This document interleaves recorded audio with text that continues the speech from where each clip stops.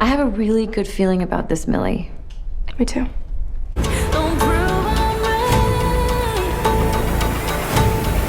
The Housemaid is a brand new thriller that hit theaters this past weekend. The movie is directed by Paul Feig, and while the trailers didn't really do it for me, I was still very interested in checking out this thriller, and my wife really wanted to check out this movie because she had read the book that this movie is based on, so we went to the theater this past weekend, we checked out The Housemaid, and I was happily surprised. This movie is one of the better thrillers that I've seen in a very long time, so let's do the review for The Housemaid.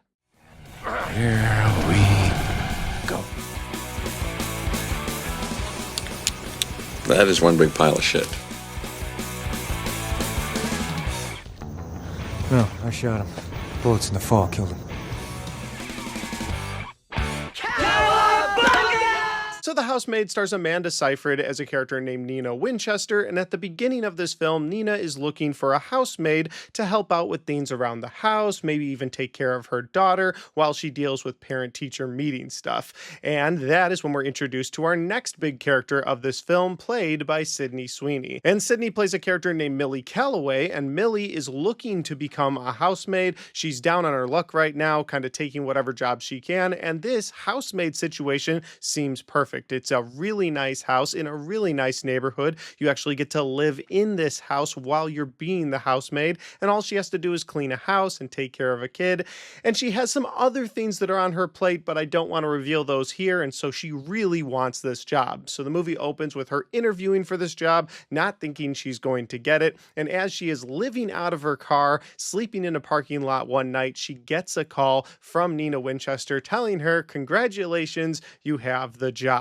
So Millie moves her stuff, not much of it, but what she has, into this house, and she starts becoming this housemaid. But that is when things start getting a little crazy, because on the surface, this seems like a really great gig. Again, just clean a house, maybe take care of the little girl in the house, be a friend to Nina, essentially. And Nina's husband, Andrew, seems like a really nice guy. He's also very good looking, so she's okay with the current situation. But again, things start getting very dark and very twisted for all the characters as different things are revealed about each one of them. Each one of our main characters has something that they are hiding. Each one of our main characters is not what they are pretending to be at the beginning of the film. And that is the best synopsis that I can give you for The Housemaid. If that sounds like a fun time, well, you should definitely go check this out in theaters. Again, I was completely blown away with the twists and turns that this movie had, and I would definitely recommend checking this out, not getting spoilers online, just watching this for yourself.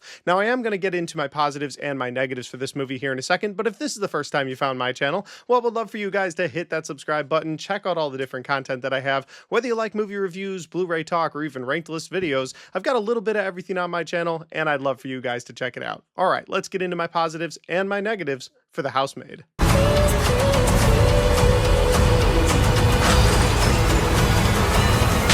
Let me know what it is.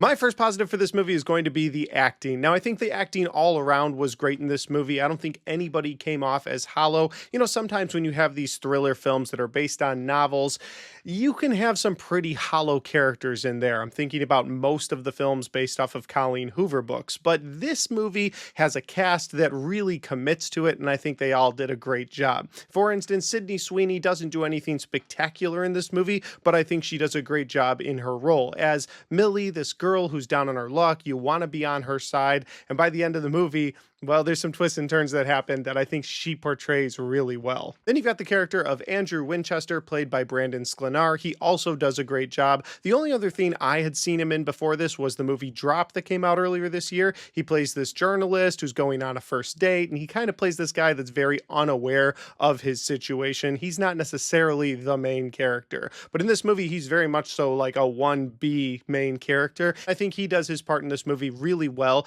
giving you a very lighter side, giving you a darker side, really mixing things up throughout the film. But the character that I liked the most in this movie, the one that made this positive a theme on this list, is the character of Nina Winchester, played by Amanda Seyfried. She absolutely kills it in this role, taking you on a roller coaster of emotions throughout this movie, where at one point you're like, oh, this is a very nice and sweet character, someone that you want to get behind, and then another part of this movie you're like, I don't like this person at all, I want her to lose. And again, she's just all of these different emotions throughout the movie, and you buy into every single one of them. If Sydney Sweeney did a great job in her role and Brandon Sklenar did a great job in his role, then I would have to say Amanda Seyfried did a fantastic job in her role.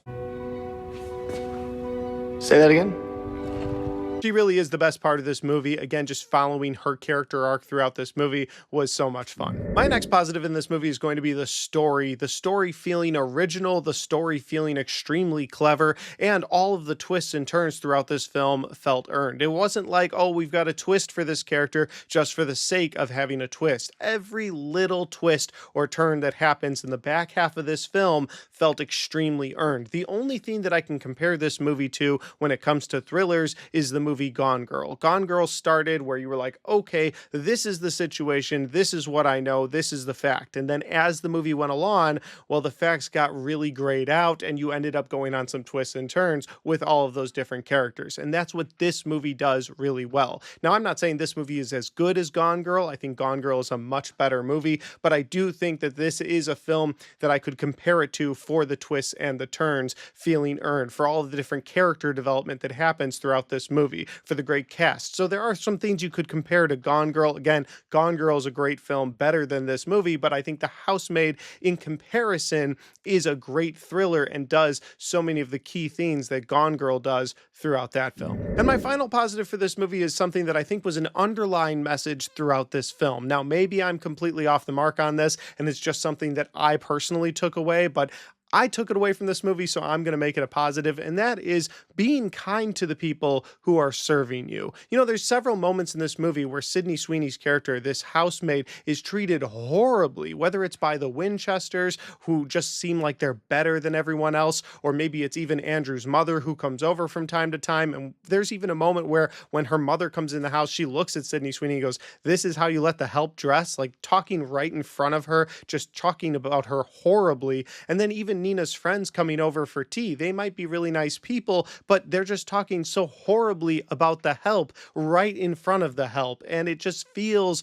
like this underlying message about being nice to people. Like, that's just such a horrible way to act. But on another side of that, there's other moments in this movie where Sydney Sweeney's character is taken out to a very nice dinner and she's sitting at the table with someone and someone else is serving her and they're having a conversation with each other, completely ignoring that server. So is the message also in this movie like, hey, remember where you came from?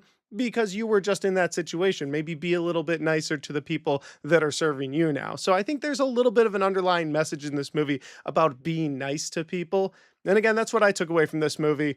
Maybe that's not there. Maybe I made that up in my head, but for me, that's a positive. That'll do it for my positives. Now we have to move over to my negatives. And my first negative for this movie is going to be the music choices throughout this film. Now, maybe it's just that wasn't my taste of music, so that's why it's in my negatives. That'd be the easy way out, but the best way I can describe it is either bad soap opera music throughout this film or even 50 Shades of Grey music. Like when something is crazy and happening to one of the characters, or maybe there's a scene where two adults are doing some stuff together, well, they'll play this really loud music and it just didn't fit the tone of the rest of the film. The rest of the film felt like a very serious thriller, but then it would have this music that felt like it would fit better in a 50 Shades of Grey movie. Now, again, maybe they put that music in here to come off like a 50 Shades of Grey movie because, again, this is a movie based on a book that a lot of women have read and a lot of women want to go to the theater to see. And so since a lot of women went and saw 50 Shades, maybe they want to go see The Housemaid. And so I felt like there was a bad imbalance there between the movie taking itself so damn serious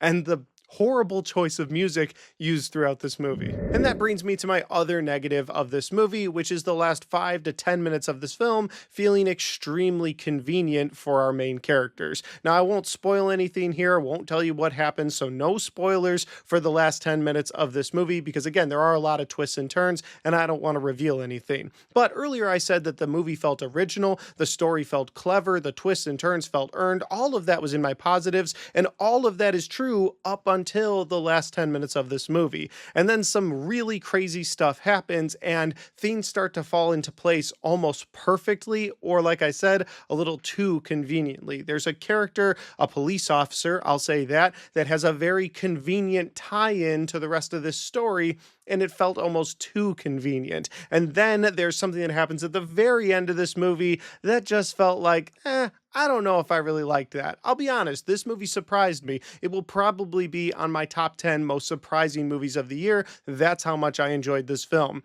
But this movie might have been a top 15 or a top 10 film of the entire year if it wasn't for those last 5 to 10 minutes. Everything in those last 5 to 10 minutes could have been cut out of this film. They could have ended it at the bottom of a staircase. I'll leave it at that.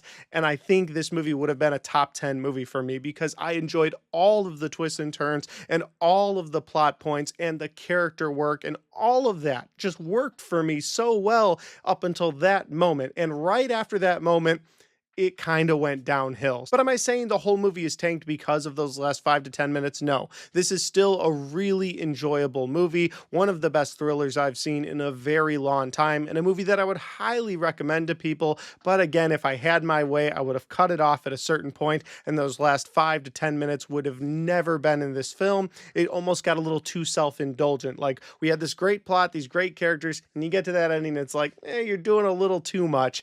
That's kind of how I feel about the end of this movie. But again, even with that last 10 minutes in the film, I would still recommend this movie to people. I would still say, go check this out in theaters if you get the chance. But guys, those are just my opinions because that's my review for The Housemaid. Have you guys had a chance to see this film yet? If you have, let me know in the comment section down below. Let me know where we agree, where we disagree. Maybe you read the book just like my wife did. She told me that this movie was very similar to what went down in the book. So if you saw some inconsistencies between the book and the movie, well, let me know in the comment section down below. And finally, guys, if you like this video, don't forget to hit that like button because it helps the video, it helps the channel, and it helps me right here. Thanks for watching, and I'll see you next time.